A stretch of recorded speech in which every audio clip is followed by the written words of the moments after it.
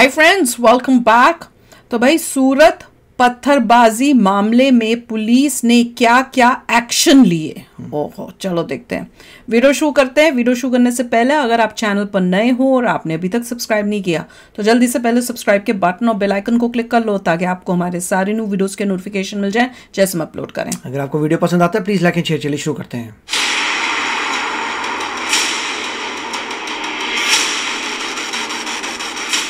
जो लोग भी कहते हैं कि नरेंद्र मोदी के 10 साल में हुआ ही क्या है, नरेंद्र मोदी ने 10 साल में दिया ही क्या है, वो इस बात को समझ लें कि नरेंद्र मोदी ने देश को गवर्नेंस का वो मॉडल दिया जिस मॉडल को गुजरात में सीएम रहते उन्होंने 12-13 साल पहले अप्लाई किया, अप्लाई करके दिखाया और ऐसा मॉडल तैयार कर दिया जिस पर आज भी गुजरात चलता है, जहां किसी की हिम्मत नहीं कि दंगे भड़का सके। इसी मॉडल पर यूपी चल रहा है, जहां अपराधी को पता है कि अपराध किया तो अगले चौराहे पर योगी पूरा हिसाब कर देंगे।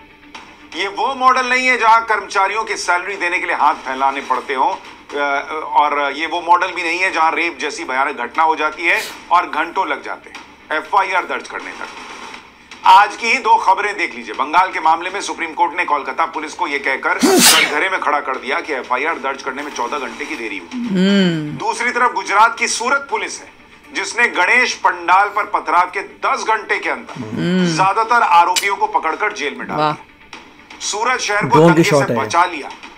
10 घंटे के अंदर ताबड़तोड़ एक्शन लेकर एक बड़ी अनहोनी को टाल दिया। ये वो गुजरात मॉडल है जिसका मजबूत आधार प्रधानमंत्री नरेंद्र मोदी ने सीएम रहते हुए गुजरात में स्थापित किया और आज तक उस लॉ एंड ऑर्डर के मॉडल को वैसे ही फॉलो किया जा रहा है कि बहुत गलत बर्दाश्त नहीं होगा। अपीजमेंट की पॉलिटिक्स नहीं होगी कि अच्छा धर्म विशेष से हैं, इन्होंने पत्थर भी चला दिया तो कोई बात नहीं, थोड़ा उसको माइल्ड कर देते हैं घटना को। इसी तरह का मॉडल सीएम योगी देश के सबसे बड़े राज्य उत्तर प्रदेश में स्थापित कर रहे हैं। इसी तरह का मॉडल हिमंता असम में स्थापित कर रहा है। ऐसे होने चाहिए सारे सीएम। जैसे गुजरात में लॉ एंड ऑर्डर के मजबूत मॉडल को स्थापित करने में नरेंद्र मोदी को काफी चैलेंज का सामना करना पड़ा था, वैसा ही चैलेंज सीएम योगी के सामने भी है, क्योंकि यहाँ विपक्ष इस तरह की राजनीति कर रहा है जिसमें अपराधियों की जाति देखकर उन्हें खुलकर सपोर्ट किया जा रहा है। राहुल गांधी और अखिलेश यादव जैसे बड़े कद के नेता अपराधियों पर एक्शन का इसलिए विरोध कर रहे हैं क्योंकि अपराधी उस जाति का है जो उनका वोट बैंक। शर्म आनी चाहिए। इस तरह की राजनीति किसी राज्य में होती है तो जनता ही नहीं जागृत तो क्या करें। में डालकर अपराधियों को पकड़ने वाली पुलिस को शाबाशी की जगह सवाल झेलने पड़ते हैं। लेकिन सीएम योगी यूपी में सिस्टम को वैसे ही टाइट कर रहे हैं जैसे कभी नरेंद्र मोदी ने गुजरात में किया था और जिसका असर आज तक दिख रहा है।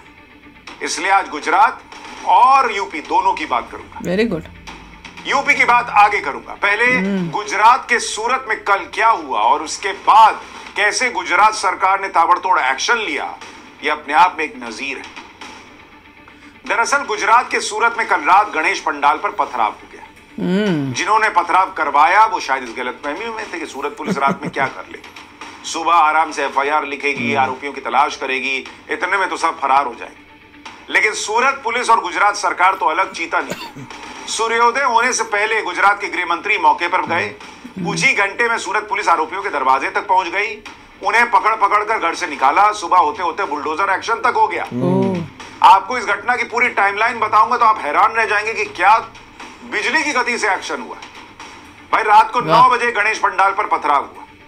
पुलिस ने हाथों हाथ कुछ नाबालिग आरोपियों को पकड़ लिया। नाबालिग। रात को 10:30 बजे नाबालिग आरोपियों की गिरफ्तारी के खिलाफ पथराव और आगजनी की घटना हो गई। रात 2 बजे तक पुलिस ने पूरी स्थिति को कंट्रोल में किया।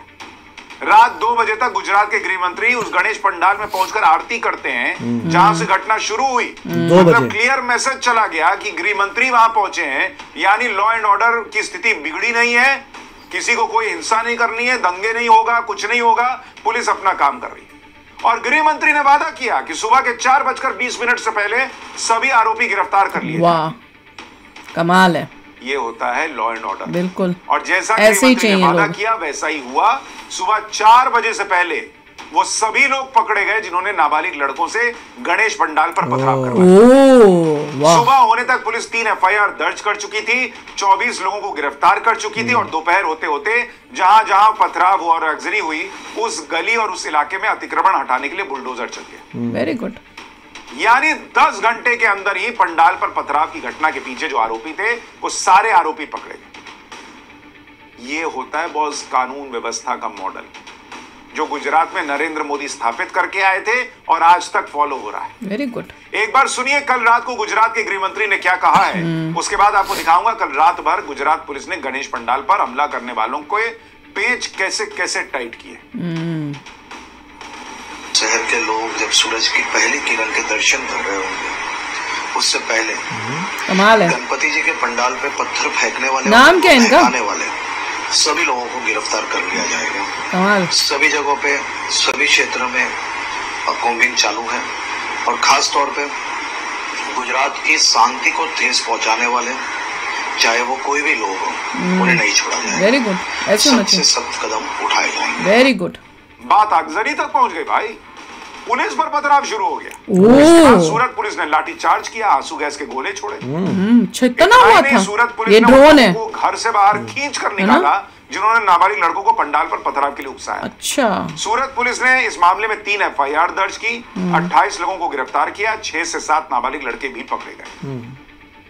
लेकिन सूरत की पुलिस इन लड़कों को नाबालिग समझकर नरमी बरतने के मूड में नहीं है। होनी भी नहीं चाहिए, नाबालिग थे तो ये काम भी नहीं करना था ना, अगर इतने मासूम थे। एग्जैक्टली। सूरत पुलिस कमिश्नर ने बताया कि नाबालिग लड़कों पर भी कानून के तहत ही एक्शन होना चाहिए। गुड। अब आपको कल रात की घटना का एक वीडियो दिखाता हूँ, जब पंडाल पर पथराव के बाद लोगों ने कुछ बच्चों को पकड़ लिया। Oh good. नाबालिग बच्चों के झुंड में 1-2 बच्चे तो 10 साल से भी कम के लग रहे थे। 10 साल का से कम का बच्चा आया है पत्थर फेंकने, ऐसे दिमाग खराब कर रहे हैं। जब भीड़ ने इन बच्चों को पकड़ा तो वहां क्या हुआ आप खुद देखिए।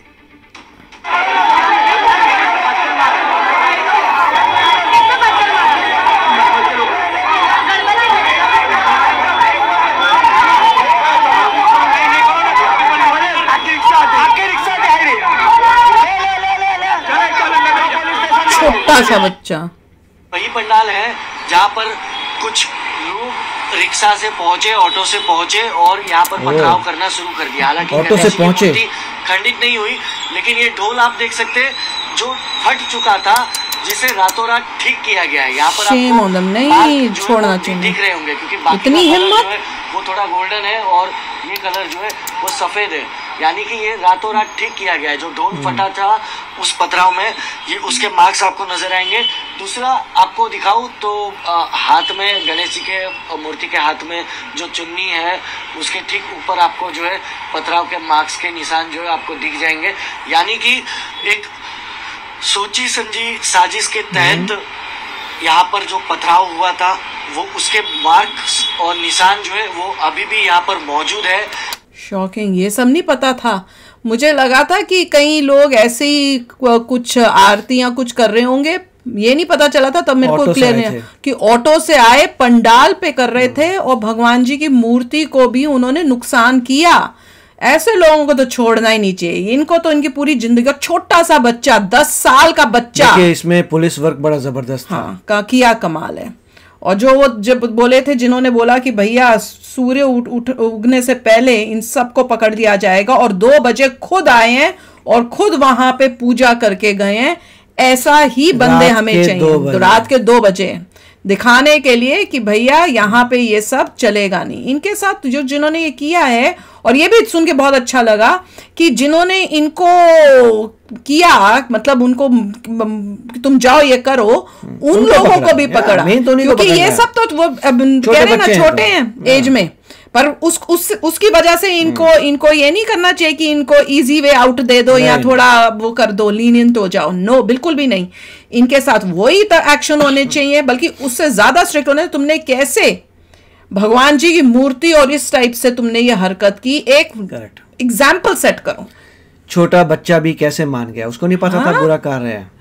मतलब कैसे माँ बाप हैं, कैसे माँ बाप हैं, कैसे माँ के कह रहे हैं ऑटो रिक्शा से आए थे, कहीं और से आए थे, पहले से आए। ऐसा नहीं था कि प्रोसेशन जा रहा था, कहीं और से आए हैं, पत्थर मारने शुरू किए हैं, सब प्लान सोच के आए हैं, सोच के पूरा प्लान करके आए हैं कि ये हमने इस वाले पे आके करना है। हिम्मत देखो इनकी। ये भी अच्छा है कि गुजरात में हुआ, एक्शन हो गया, पत्थर मारने शुरू कर दिए पुलिस पे। हाँ, इतना मतलब ये पुलिस पे अटैक हो रहा है। मैं तो कहती हूँ इनको पकड़ो और देश से बाहर निकाल दो, एक बोट में बिठा दो और बोलो ये बोट में ही रह लो, यहाँ अंदर आना नहीं देश के अंदर। तो चलो यार, आप भी शेयर करना अपने थॉट्स। चलते हैं, मिलेंगे नेक्स्ट वीडियो में बहुत ही जल्द। Till then take care and bye bye. तो अगर आप मेरे इस चैनल पे नए हो तो जल्दी से सब्सक्राइब के बटन को हिट करो और बेल आइकन को क्लिक करो, ताकि आपको मेरा जब नया वीडियो मैं लगाऊं आपको उसके बारे में जल्दी से पता चल जाए।